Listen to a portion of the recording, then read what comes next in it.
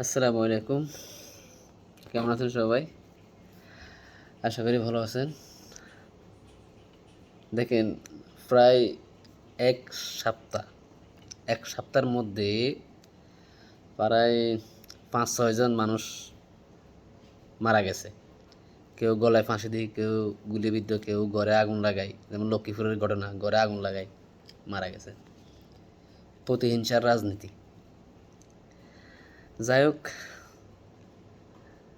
এই যে একটা হিন্দু ছেলেকে প্রকাশ্যে রাস্তার মধ্যে মারি, তারপরে ওর লাশটারে আগুন ধরায় দিছে।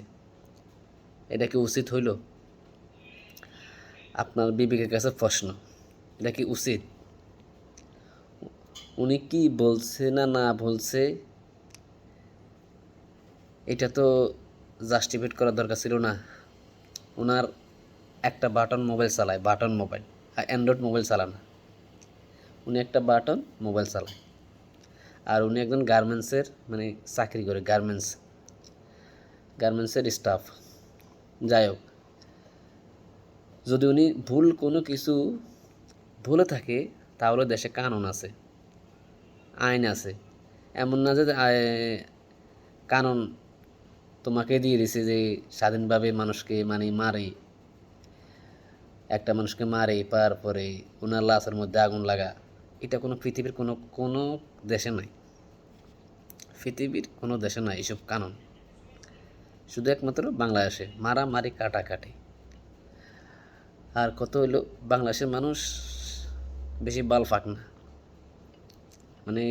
কানুন মানে না।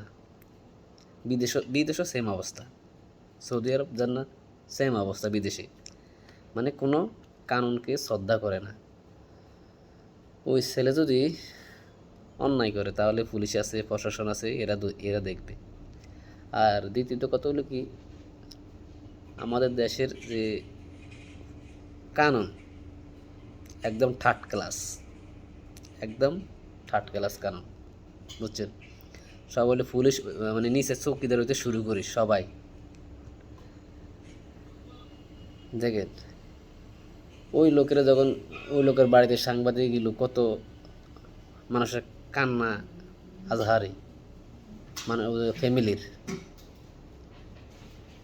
আসলে কি, মানুষের ফাঁকে ফাঁকে আছে না, দেমাগ কাম দেমাগ কাম করে না, বুঝছেন? মানুষের ফাঁকে ফাঁকে দেমাগ কাম করে না, কখন কি করব। কোনো কিছু হইলে হেমনে হেমনে মারামারি, কাটাকাটি, বাঙ্গাচুরি, রোড মিছিল, রোড ব্লক, হরতাল। এই কারণে বাংলাদেশ উপর দিয়ে যাচ্ছে না, উন্নত হচ্ছে না। ভাঙ্গি, মারামারি, হরতাল, এতের মারে ওতের মারে, রাজনীতিবিদ, এই সমস্যা। যাই হোক, ওনারা তো আমাদের দেশের নাগরিক না, তো ওনারা যাবে কোথায়? ও হিন্দু বাইটা যে, ও তো বাংলাদেশের নাগরিক না, ও যাবো কোথায়?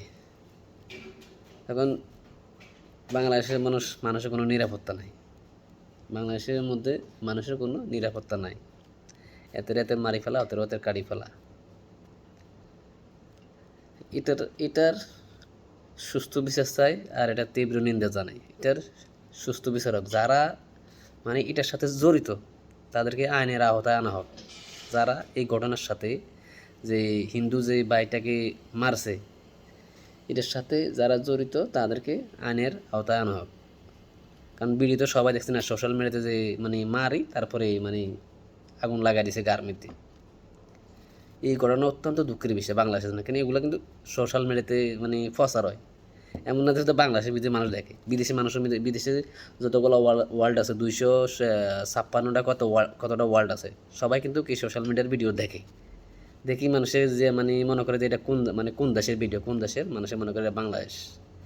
আমাদের বাংলাদেশের একবারে মাথা অনেক নিচু করে ফেলেছে। কলঙ্ক যে কোন কলঙ্ক, বুঝছেন? কি আর বলবো, এই প্রশাসন, বাংলাদেশের প্রশাসনও দুর্বল, দুর্বল, আইনের মধ্যেও দুর্বল, বুঝছেন? সব জায়গায় দুর্নীতি, সব জায়গায় দুর্নীতি, ঘুষ। যার টাকা আছে হে জেলে যাইলে, বা জেলা থেকে 1 সপ্তাহ বাইরে পাবে। এই যে কি শিল্পী জানি আসলে, ওই যে বাউল, হে কি কুটি পেয়েছে, হেরে হেরে দড়িয়ে আনছে। হেরে তোর মা হে তো হিসেবে তো মানে হেরো মারান দরকার না অবশ্যই। হেরো ধরে আনছে জেলা দিয়েছে। এই যে হিন্দু যে লোকটা মারা গেছে, উনি যদি কোনো খারাপ কিছু করে তাহলে উনি তদন্ত করক ওনাকে ধরিয়ে আনক, জেলে দেখ, সমস্যা নেই, কিন্তু তদন্ত করক। উনি তো একটা বাটন মোবাইল চালারে ভাই, উনি সোশ্যাল মিডিয়াতে কোনো মানে অ্যান্ড্রয়েড মোবাইল চালা না। ওটা ওনার মানে ফ্যামিলির বক্তব্য আর ফ্যামিলির বক্তব্য, উনি একটা বাটন মোবাইল চালায়। যাই হোক, এই বিষয়ে আর কিছু বলবো না, এটা আমরা তীব্র নিন্দা জানাই। এই কাজটা মোটেই ভালো হয় নাই।